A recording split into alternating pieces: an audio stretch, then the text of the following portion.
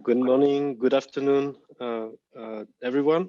Welcome to the University Global Coalition session on open innovation. Thomas Maillart. I'm the member of the faculty at the University of Geneva and one of the persons in charge of the Geneva Tsinghua initiative at the University of Geneva. And I also want to introduce I will be the host of this session with Jonas Haertle, the assistant of the executive director of UNITAR, UNICEF. And again, welcome to everyone, and in particular to our guests today. I want to maybe say in a few words what is the background for actually launching an open innovation work group at the University Global Coalition. What open innovation has to do with academia. This is probably what we want to discuss today, or to show today how important is it. Before coming to University of Geneva, I was in the Silicon Valley, and I was really amazed by this place, not only because you get a lot of venture capitals, amazing universities, amazing industry, but also because you get some people who are really passionate about what they are doing. Like, people who work in a restaurant, and when the restaurant has closed, they will start tinkering Arduino, or in the weekend, they would just go to workshops and do stuff, and so on and so forth. So the Silicon Valley is not only a place of big business and big technology, it's also a place with people who are enthusiastic about actually making the world a better place in their own way. We can always discuss the outcome of the Silicon Valley. It's not the point here, but the process is quite interesting, of having a large ecosystem of people who are actually all the time sharing what they've discovered with some kind of a pride and happiness and pleasure. And that was really inspiring to me. And actually, when I returned to Geneva, I had the chance to launch this festival, Open Geneva, that you just heard about. I think when we launched the work group with Jonas and with UNITAR on open innovation, we had to come to a definition and to reconcile with the SDGs. And I would say that the definition the group come up with was really that following the spirit and the design process of the SDGs, the global goals can be attainable only if openness is reflected on designing and running innovation practices with sustainability, including inclusivity, accessibility, spaces of no judgment, and of shared practices, as well as with participatory and bottom-up approaches. In the end, we really need collective action at scale to meet the deadlines associated with the great challenges faced by the world at the moment. And this is really what we want to work on during the talk about today, but also work on in our UGC work group on open innovation. With that, I'm handing over to Jonas to continue the introduction. Thanks so much, Thomas, and great pleasure to connect to everyone here. I see now close to 100 participants in our session, and more people are coming in from all around the world. So keep on telling us where you're from, and so much welcome to this very first session here this morning. My name is Jonas Haertle. I'm the chief of the office at the executive director of the UN Institute for Training and Research. And I'm really delighted to co-host this meeting this morning with Thomas from University of Geneva. Before we hand over to our great panelists who are going to tell us about their projects in the spirit of open innovation, let me give you one story from the side of the United Nations where I think innovation or open innovation played a role. And that is when we go back to the initial meeting that helped to create the Sustainable Development Goals. One of the outcomes of today is how do we bring open innovation to solving some of the challenges underlying the Sustainable Development Goals. But if we go back to 2012, to the so-called Rio+20 summit that took place in Rio de Janeiro in 2012, I remember quite vividly being on the ground, but also the month previously. And there was quite a lot of doubt whether such a meeting, a traditional UN meeting, would actually bring about results. And so one of the things that individuals and many organizations advocated for was to make it a not so traditional UN meeting. So instead of only inviting UN governments and member states and UN staff and personnel, this meeting was opened up to a wide variety of stakeholders. So in the end, in the about 2 weeks that Rio+20 took place in Rio, there were about 30,000 individuals covering all sectors, from business, NGOs, youth groups, and of course, member states. And this type of gathering, while it brought, I mean, in today's COVID times, unimaginable numbers of people together, it resulted in a lot of energy. And this was certainly one individual contribution to making governments and the individuals who helped them to create the outcomes document bold enough to create the momentum to create the Sustainable Development Goals. The process stemming from Rio+20 in 2012 then took 3 more years until the Sustainable Development Goals were launched in 2015. But certainly this type of open innovation at the level of the UN was something we carried forward. So many of the UN meetings nowadays have an imprint and have a lot of intake from many stakeholder groups outside government. And that is certainly something we want to continue to foster. So today's meeting is also one example. We will hear from a number of individual great initiatives that we have helped to identify through a process in the University Global Coalition Working Group. And without further ado, I now want to introduce the 4 speakers this morning. We have gone through a little process to identify examples from all around the world that fit this idea of open innovation for the Sustainable Development Goals, and specifically from open innovation from within and outside universities and higher education. So before I actually do that, I was asked to make one technical announcement. Since all participants now can see us, if you have any questions in the last part of this meeting, we will have we will have Q&A. So please do use the Q&A function at the bottom of your screen, and also use the chat function on the bottom of your screen. With the Q&A function, if you see a question that is very appealing to you, also do use the upvote so that you can actually help us here as the moderators to figure out which questions we should pose to our panelists. So with that, let me turn over again to now the first 3 speakers before we then turn over to our distinguished colleague from ITU. So first, we will hear from 3 individual examples that we've selected. First, we will hear from Solange Ingabire, who is the co-founder and president of the Geneva Action Platform for Engaging, Learning and Information, short GAPELI. Followed, we will hear from Pro Mao, the director of the Tsinghua at Tsinghua University, on building sustainable innovation through hackathons. And thirdly, we will hear from Maria Gema Quiontero Lima at the University Carlos III in Madrid. So coming back to Europe here on a project that they are featuring and that they are stemming and that they are developing at their university. We will then following that, we'll hear from Sylvia, and I'll introduce Sylvia then at that stage. We'll ask everybody to stick to 5 minutes for a brief introduction, and of course also some of the challenges and overcoming some of the challenges that you have faced when developing and implementing your projects. So with that said, let me turn it over to Solange. Solange, the floor is yours. Good morning, everybody.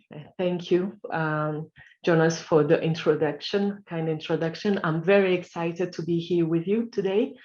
My name is Solange Ingabire. I'm the co-founder of Geneva Action Platform for Engaging Learning Information, GAPELI, action-oriented non-profit organization based here in Geneva. So many organizations and initiatives are working around SDGs, creating a lot of content, which is very highly valuable content, such as in this situation, COVID-19, you have a lot of content, everybody trying to educate and explain what to do and how to go about it. However, the challenge is that there's so much information scattered around the web, and it becomes very diluted, and most is in an unsuitable format, which is not easy to digest for the public, such as the youth in that state. So how do we make youth be engaged in the SDGs? At GAPELI, indeed, we believe that youth it plays a big role in the 2030 agenda, not only because they are tomorrow leaders, but also the fact that they bring new ideas and very fresh ideas to the table. Over the years, we have seen that there are few challenges in terms of the youth initiatives that are out there. They are doing great stuff, but they do meet a few challenges, as also highlighted by the recent UNSDN report. Three main challenges are access to finance, capacity building, and visibility. GAPELI, over the 3 years, we have been working on two of those challenges, which are capacity building and visibility. So our initiative, GAPELI.org platform, has been inspired by our youth community and has the objective to better to improve the understanding of the global challenges, and also increase visibility of the innovative solutions around those challenges, trying to solve those challenges. GAPELI, we are visual, as we believe that the video is very important to pass on the message. Actually, one of the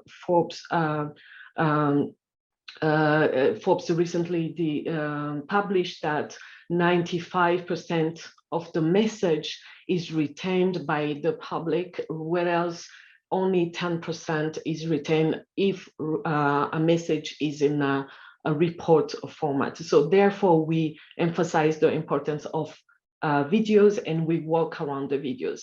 One of the tools that we are working with is a tool called Chops. This is 1 minute video chop, which extracts 1 minute out of the long format videos, and you go straight to the point, and the user is able to also give their input, local experience around that chop. So it's easy shareable. It's always linked to the original videos, and that part it's engaging in terms of anybody can create that chop and say give their input on the ongoing events and webinar and so on. Our vision is to create a community where organization, experts, and academia and youth will come together and discuss about innovative solutions to resolve try to tackle the global challenges, moving from idea to action. And our main mission is to inspire public engagement, getting everybody involved and working together. So for example, we have an upcoming event in East Africa, Uganda, World Health Summit, which is usually held in Europe, in Berlin, is the event for health. As a health advocate, I'm very interested in that event. For the first time ever is going to be regional meeting in Africa, hosted by the Makerere University. So we are collaborating with the Makerere University to engage over 100 youth and local NGOs to be engaged actively in the event. So what are we doing? How are we doing that? Prior to the event, we're organizing webinar to explain the context about that event. During the event, the over 100 participants will be able to chop, to share their knowledge, to share their analysis and local experience around that.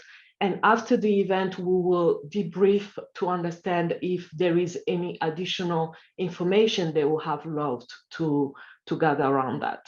So the main challenges we have seen over the years during our project is that access to finance is very challenging in terms of organization, non-profit organization. How do you get sufficient finance to get the project started and continuing? and also the partnerships. So working together with organizations, but also universities to get youth more engaged in the SDGs. Thank you. That'll be all. Thanks so much, Solange. This was a great introduction. And with your challenges that you led us with here at the end, or left us with, we will have a great way to then transition also in the Q&A afterwards. In the meantime, my colleague did put your the GAPELI.org website into the chat function, because some participants were really eager to find out more about you. So we pass on now to Pearl Mao, and with that we also transition to the Asian region. Pearl, why don't you introduce yourself and your project? The floor is yours. Thank you, Jonas. Good morning and good afternoon, everybody. I'm delighted to join Geneva Trialogue. I'm the director of Tsinghua X Lab at Tsinghua University in Beijing, China. It was inspired by Open Geneva in 2018. Tsinghua X Lab renamed Open Geneva as SDG Openhack and redesigned it to be a large-scale, campus-wide, challenge-based experiential learning course for our students in order to engage them to learn SDGs, also in combination with open innovation practice.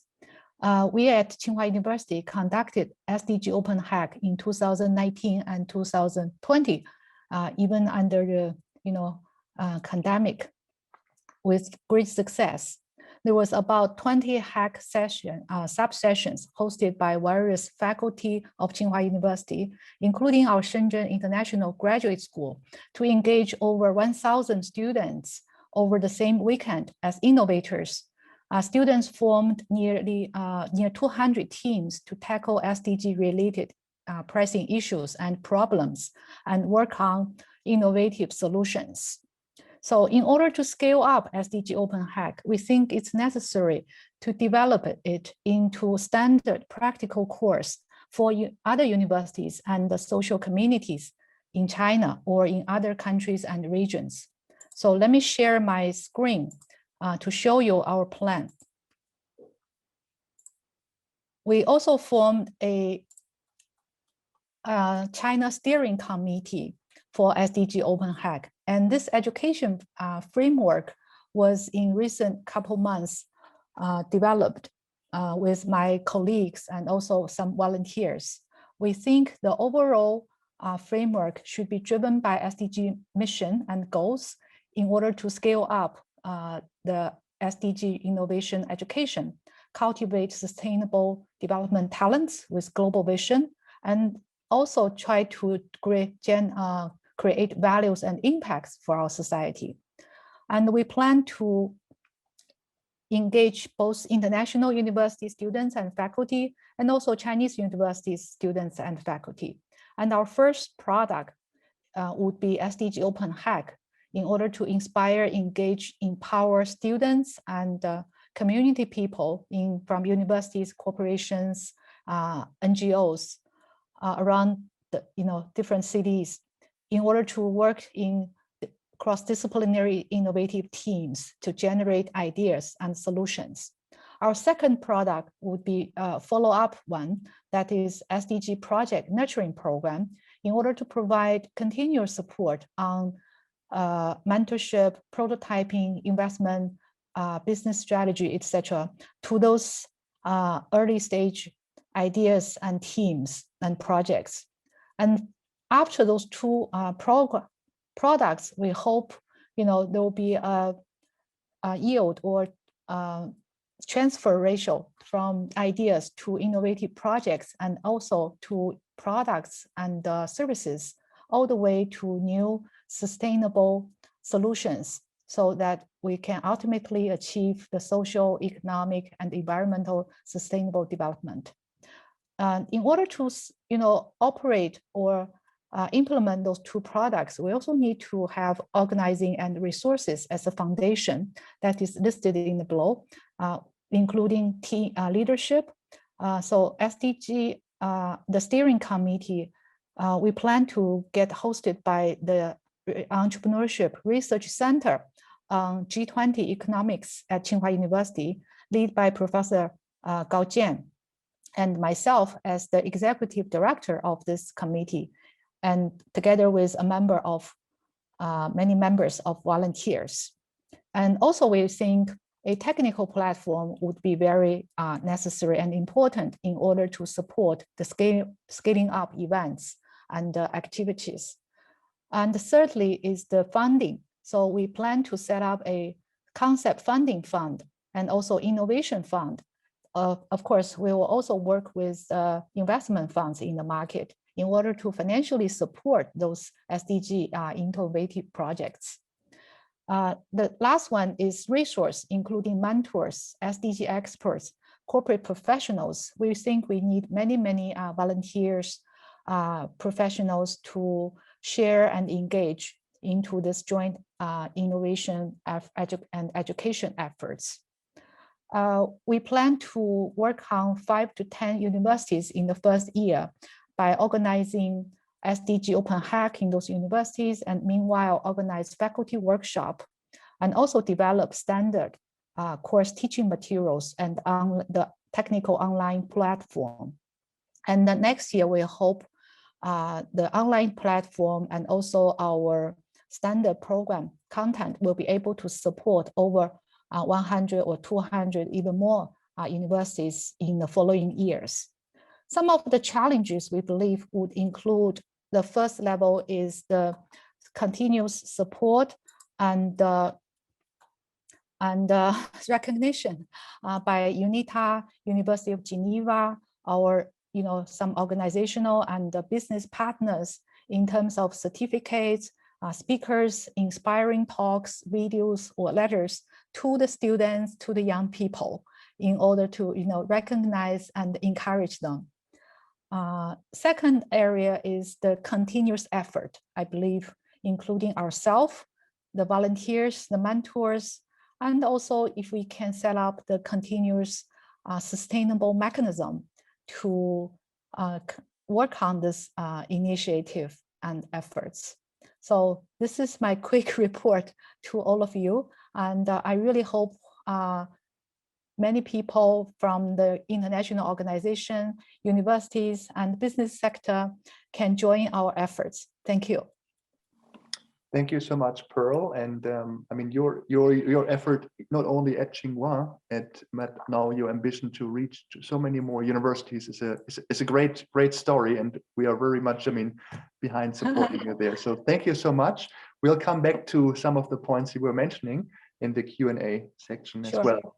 So it's now my pleasure to hand over actually to two distinguished speakers here. So on the one hand, Maria Gema Quiontero Lima and her colleague Marta Garcia Mandaloniz, both from Universidad Carlos III in Spain. So we are coming back here to Europe in that sense. So Maria Gema, the floor is yours. Thank you. Good morning and good afternoon to the attendants. We would like to thank the organizers for having accepted our modest proposal. We have the honor of being here to share our innovation experience in the legal clinic of the University of Carlos III of Madrid. In the framework of the methodology of service learning, students develop their basic and specialized knowledge of law in a practical way, resolving legal problems or writing reports or even benchmark guidelines. They also learn to approach new contents they have not learned within the traditional classroom rhythm. They make that effort because that legal issues have been raised by citizens belonging to socially disadvantaged or vulnerable groups, as well as by non-profit organizations. This learning is supervised by an internal tutor professor and by a legal pro bono professional who collaborates with the university and the social entity. Students get a formal assessment and a rate for it, while offering a society valuable microproduct in terms of social transfer of knowledge. With these contours, the learning service methodology is a pedagogical accelerator of the SDG in the university. Any clinical project by itself run at least in the direction of 3 Sustainable Development Goals of the 2030 Agenda. The first one is the number 4. This 4th SDG is present because with these clinical activities, university ensures inclusive and equitable quality education and promote lifelong learning opportunities for all. Indeed, students are formed in a quality education imbued with values and human rights. Target 4 and 7 are then achieved. The second SDG linked without difficulty to the 17th is the 17th SDG on peace, justice, and sound institutions. The access to justice to aim equality and social justice as the central axis for which any clinical project runs. Students provide simplified legal information in different formats depending on the type of clinical project and guide vulnerable citizens or groups towards the best legal way to enforce their rights. Third, it becomes clear that SDG number 17 contextualizes the powerful alliances can be woven between the different social agents and university to achieve that huge social transformation we're looking for. These three main SDGs can be joined by others, depending on the specific project that each legal clinic intends to develop. It is usual to involve students in targets related to the end of poverty, universal health non-discrimination, gender equality, decent work, social entrepreneurship, or environmental sustainability. This methodology can be applied in any higher education institution that teaches legal education. But service learning can be a tool for training in sustainability in every social sciences discipline, but in the technical and humanity fields as well. It is only necessary, and those are the challenges, to involve the teaching staff. They need supplementary training up to design how they could teach contents this student-based method. Some professors usually believe that they needn't to learn pedagogy as a tool. However, professional and soft skills have become a new essential part of teaching, and innovation begins to be focused on them. It is time to extend innovation even to knowledges. Learning by doing is a good way as an experiential learning, but it is also necessary to generate broad synergies with the third sector, to have service learning projects diverse enough in which the students in any degree could be trained. University would act as a catalyst of social needs in an environment of trust of all social agents. As you can imagine, the great challenge is the change of paradigm. Thank you. Great. Thanks so much to both of you. This was a great introduction to the legal clinic and the work that you're doing. Excellent. We'll come back to that. I now want to hand over to our distinguished speaker from ITU. And before I do that, I do want to remind everybody, please do continue using the chat function. And if you have questions to any of the panelists, use the Q&A. We see already 2 questions here. We'll come back to them once we open the last part of today's meeting. So please continue, if you are seeing the Q&A function there, to ask your questions through that channel. So I'm now honored to introduce Sylvia Poll to you. She is the head of Digital Society Division at ITU. And Sylvia will, on the one hand, reflect a little bit on what she has heard from the previous 3 projects, and then also introduce us to a great project under the theme of Generation Connect that ITU has been launching and promoting. And she's told us just prior to getting live here that this is quite a busy week. So Sylvia, maybe you can also tell us a little bit about what's going on in your world and how you are engaging youth through ITU. And of course, please do also, if you feel free, to comment on some of the projects you've heard from now beforehand. So Sylvia, the floor is yours. Thank you very much, Jonas, for this kind introduction. And for those that may not know ITU, ITU is the International Telecommunications Union. It is the specialized agency within the UN system on technology and telecommunications. And we work in 3 big areas: in standards, in radio communications, and in development. And in comparison to other UN organizations, we are a member state-driven organization, but we also have other type of members, which are very important to us, and they are related to this session. We have members, private sector, but we have a lot of members from academia. So we would invite all the people who are here to consider becoming an ITU member through academia. And for us, academia is very important, their engagement with ITU as a member, as an official member of ITU, in addition to member states and the private sector. And innovation is also a pillar for ITU. We work across all regions on innovation.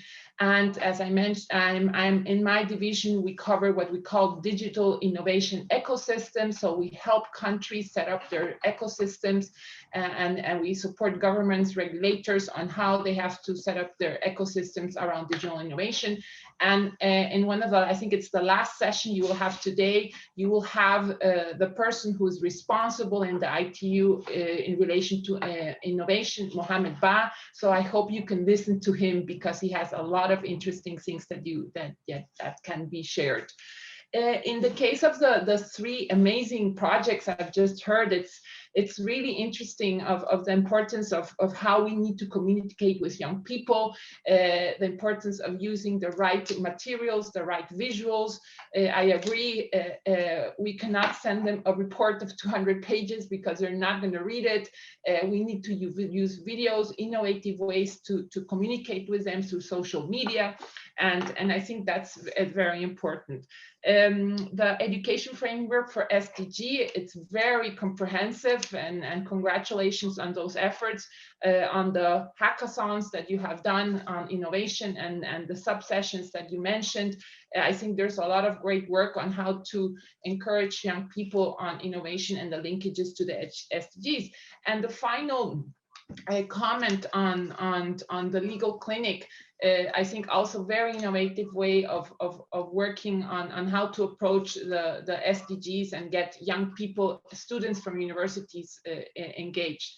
We this year also, and I will mention it a bit later, have launched a really interesting research agenda with young people, and we're looking for universities who would like to collaborate with us. And for us, and for ITU, it fully understands that for us to achieve the SDGs, for each one of us, we cannot do it in isolation. It requires a global partnership of many stakeholders. And SDG 17 itself seeks to strengthen the means of implementations and revitalize the global partnerships for sustainable development. And ITU has identified partnerships as one of its enablers that can help accelerate, in our case, connectivity for sustainable development. Our big goal, and with COVID, we have seen the importance of being connected. I just imagine if COVID would have happened, I don't even want to imagine if COVID would have happened 30 years ago, where we didn't have the internet. Can you imagine? We couldn't even buy something online. We couldn't do a bank transaction. We couldn't get information properly. So connectivity is very important, but ITU is very worried because still half of the world population, 3.7 billion people, are still unconnected and are not benefiting from connectivity. And that's still a lot of people. The digital divide is very big, and we're very concerned that the digital divide, because of COVID, is getting bigger, especially in target groups just such as youth, women, children, older persons, persons with disabilities. So I now would like to comment a bit on as you mentioned, Jonas, on Generation Connect. And for us, this is a pivotal moment in history. The ITU is really prioritizing youth engagement and championing youth voices through the Generation Connect initiative, which was launched at the end of the last year. The COVID-19 pandemic has only highlighted that connectivity is a baseline necessity to operate, as I mentioned. And for millions of young people across the world, internet access is a bridge to access education, healthcare, career development, and so on. You know that millions and millions of young people and children have not been able to go to school because of lack of connectivity. And we're very worried about that, and how innovation should play an important role to be able for the future to get everybody connected and everybody included. So Generation Connect encapsulates for us how we want to engage with young people globally. And it's an overarching initiative related to the ITU Youth Strategy, which was adopted last year by our member states. And this is on the journey to support precisely the implementation of the SDGs. And also this year, at the end of this year, ITU will be hosting the World Telecommunications Development Conference, which happens every 4 years, and hopefully a Generation Connect Global Youth Summit.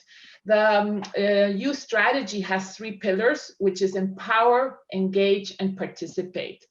Next week, in relation to the work that we're doing, ITU will become the new co-chair of the United Nations Interagency Network on Youth Development. And we will also be very active in the upcoming ECOSOC Youth Forum, where we'll be showcasing Generation Connect, and also we will be reaching to young people who would be potentially interested in engaging with us. For us, championing the youth voices is at the core of Generation Connect, and which is why we're inviting also youth as leaders, collaborators, and participators in the dialogue and cooperation. One of the efforts that we have made is that we have set up Generation Connect regional youth groups. And these youth groups are creating crowdsourcing documents to share with each region. In our case, our regions are Africa, America, the Arab states, Asia Pacific, the CIS, and Europe. And these youth groups are sharing what are their challenges, what worries them, and where they see opportunities, and how they want to engage with ITU. And these documents are being prepared to be shared with our member states so that they can consider this for the work that we will be doing at WTDC, at the development conference, and also in the work that we will be then doing in the next 4 years based on the outcomes of the conference. Another thing that is linked to Generation Connect, and that is precisely happening today, we have and to WTC, to the Global Development Conference.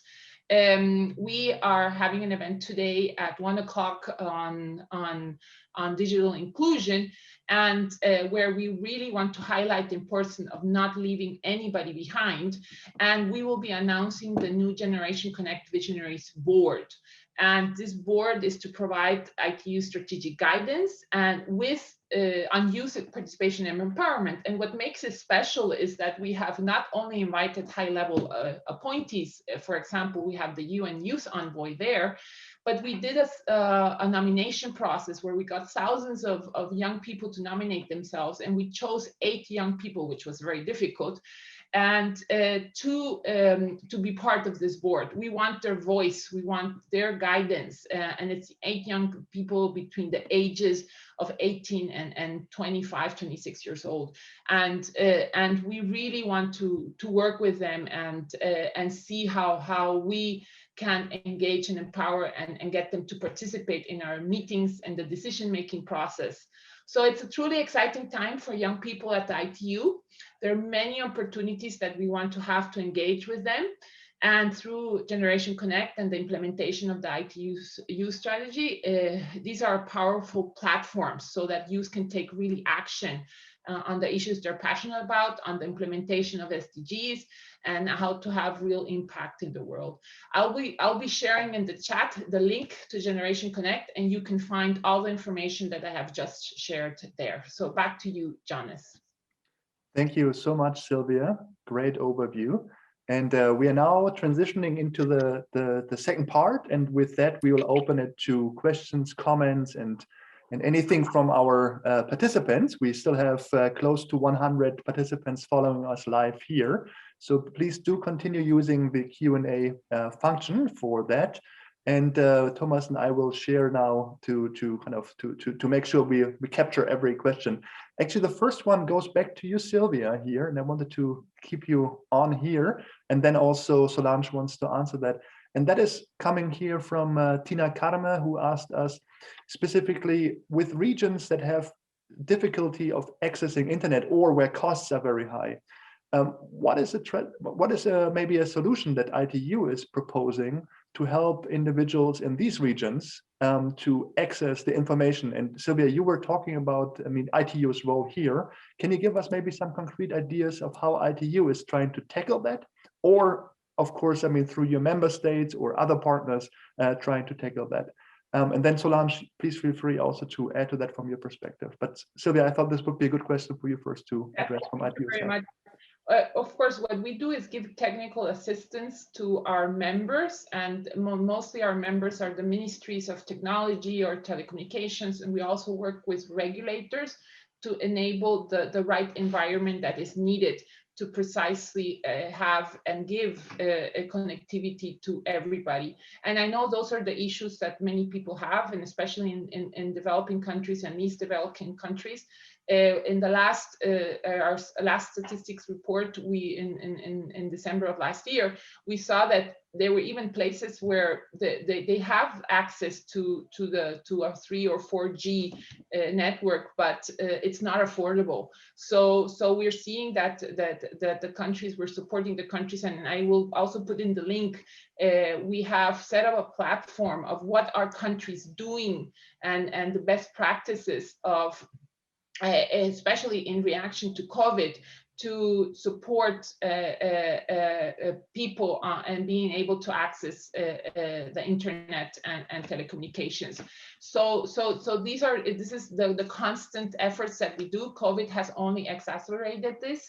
And I invite you to look at the link and see all the different good practices that governments are taking, and ITU is giving them the technical guidance, especially on issues related to regulatory markets, and also to the use of radio frequencies, and what can be done to support the end user in accessing affordable communications. So I will include it in the link.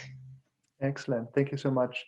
Solange, you had a point probably as well on that one. Please go ahead. Yes, thank you, Jonas.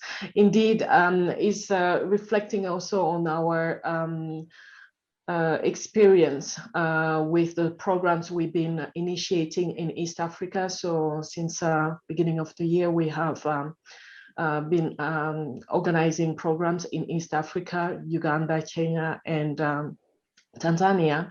And indeed, access to internet is a need. There is a need around that. So what we have been doing is collaborating with local businesses in terms of their contribution into the SDGs, providing certain bundles to youth so that they can access internet and have access to this information easily. And also having our CHOP solution, which goes straight to the point, to the information, also helps in terms of the time spent online to gather information that is important for them to have. So wanted to share that, Jonas. Excellent. Well, thank you so much, Solange. And I think your project specifically addresses some of those, those questions here. Thomas, over to you. Do you see any questions that we should pose to our distinguished panelists? Over to you, Thomas.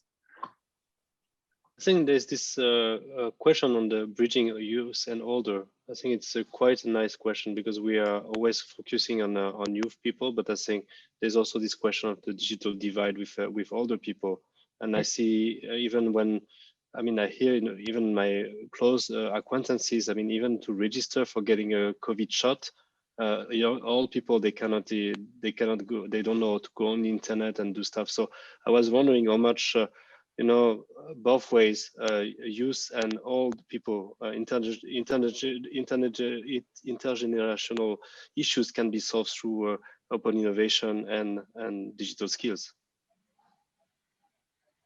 Excellent. Do you want to ask that to a specific question, to a specific person, Thomas, or is it open to anybody to comment on? To anybody, but yeah, to anybody. Maybe to Sylvia in particular. we put Sylvia back on the spot, but anybody else, please also go ahead if you have a point on that. Please just unmute yourself. Well, right. Let me just share one of my own reflection to deal with old generation, even though I'm not young anymore. I think as young people try to work on innovative ideas or take initiatives and dealing with, meanwhile, we have to dealing with the old generation.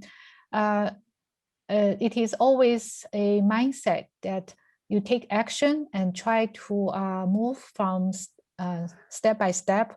So the old generation people can observe and find out the results, the impact and outcomes to show them and also to make an influence on them instead of spend a lot of time to lobby or convince or, change their minds. So action is more important than words. If I might add, so as I mentioned, for ITU, older persons is one of the target groups. We are working closely on this matter with WHO and especially also with the COVID response and what older people need. One thing that we have that we know is the importance on digital skills. It's not only about having access to telecommunications and devices and equipment and so on. It's also making them accessible for persons with disabilities, for older persons, and finally also the importance on digital skills. We will be coming out very soon with a report on how the importance of getting older people in the digital economy and the potential that there is also there, and how we need to adapt devices and encourage them on and support them with digital skills. Excellent. There's another question here, and maybe I slightly rephrase that from Hafiz, and it's about bringing those ideas, and engaging youth in those projects. This was actually a general question to everybody here. In your particular projects, and going back to our three panelists from the beginning, how have you worked with the stakeholders that you really want to reach, youth, or in the case of university students? Have you put them into the design process? And if you've done so, what were some of the results from that, and maybe some of the reflections that you have? So, how did you engage youth students directly in developing your projects, not just in targeting them with the finished projects? So maybe we can hear about that.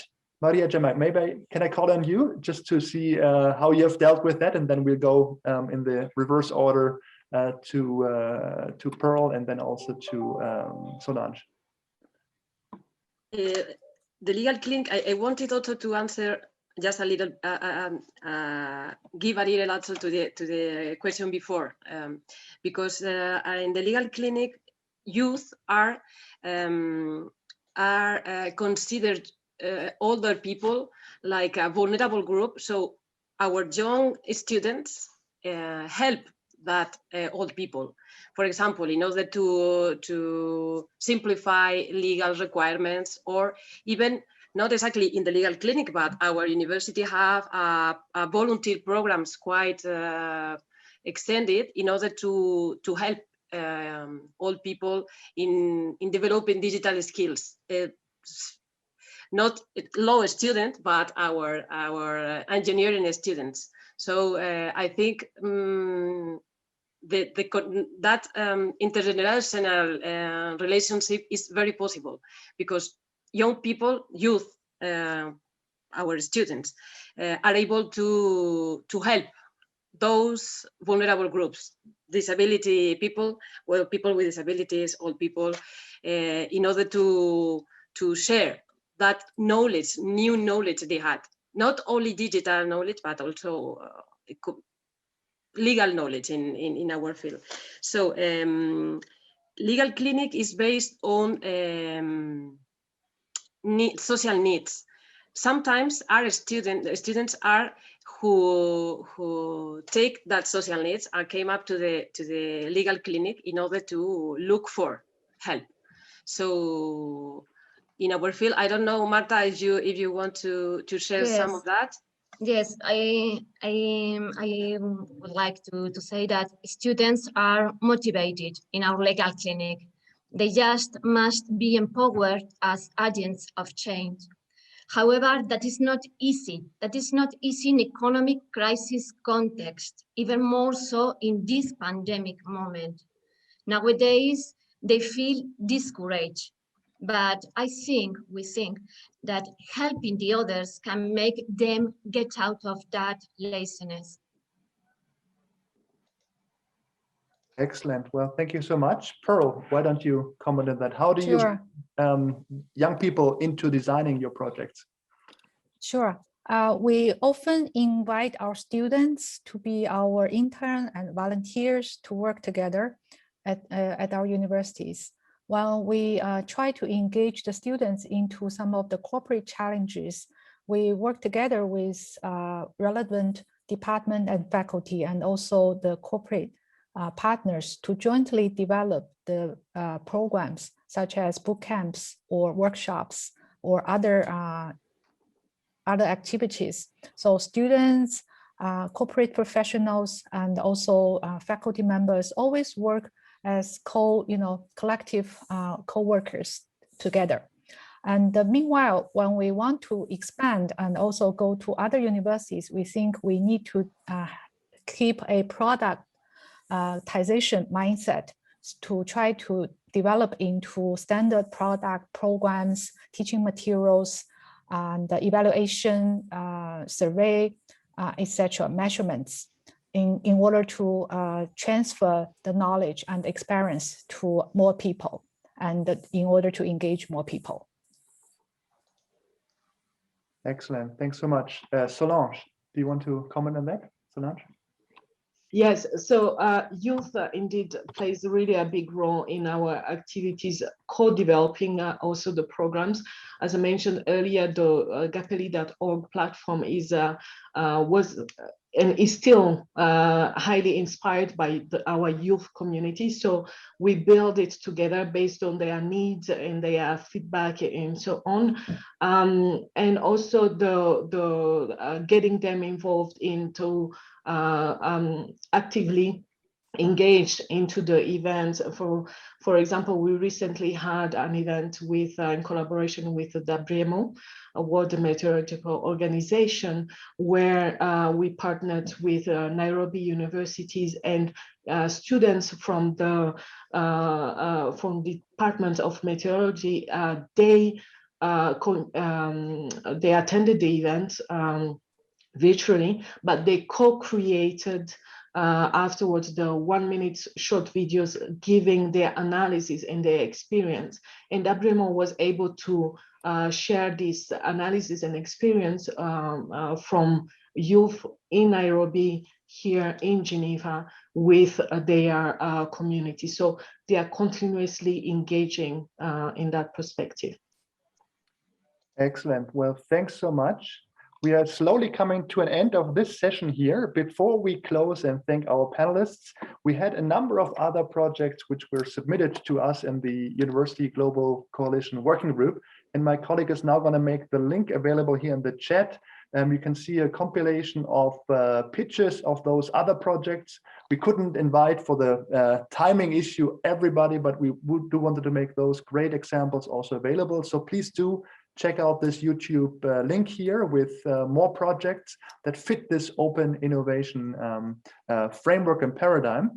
And with that, it's my pleasure now to officially close this very first session of the Geneva Trilogue together here with our great panelists. A big round of applause, virtually, of course, to everybody here who helped us to make this an interactive and interesting session to kick off the Geneva Trilogue 2021. And of course, also to Thomas Maillart, my colleague here. And we are very committed to continuing this discussion through the working group and in the future. So please stay tuned, stay in contact. And thanks so much again to all the panelists, and great and best of luck on your ongoing projects. Thanks so much.